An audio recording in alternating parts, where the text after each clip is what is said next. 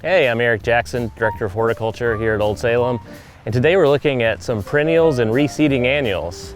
Behind me is the breadseed poppy, Papaver somniferum. The poppy is native to the Mediterranean and Asia, and it's been revered by the Egyptian, Greek, and Roman cultures and found in prehistoric dwelling sites in Switzerland.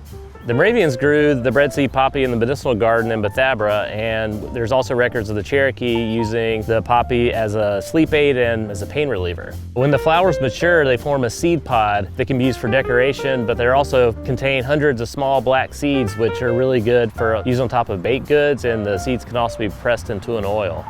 Bees and birds both really love this plant, and it's been popular among humans as just an ornamental plant for hundreds of years.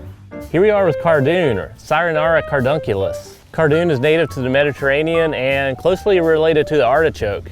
But where an artichoke is bred for the flowers, the Cardone is bred for the leaves. Cardone was popular with the Greek, Roman, and Persian cuisine, and it was brought to the US colonies and was really popular back during colonial times, but now is pretty obscure. It's still popular in France and Italy and Tunisia and places like that. The way that Cardone is really usually used is like the young stems. It can be eaten like asparagus when it first comes out, or you can blanch the leaves and it can be used dipped into condiments. It can be used in soups and stews, and it can even be fried. These will flower here and be flowering later in the summer, and they have these beautiful purple flowers. Here we are with the multiplier or walking onions, Allium cepa proliferum. Walking onions are a perennial plant from Europe and North Africa. They form these small bulbils up top. The weight of these eventually will pull the onions over, and that's why they're called walking onions, because they'll root in and the onions will grow and kind of move around in the garden. All parts of this plant are edible. The bulbs in the ground, the hollow stems, or even these top shoots you can eat like garlic scapes. Here we are with asparagus, Asparagus officinalis.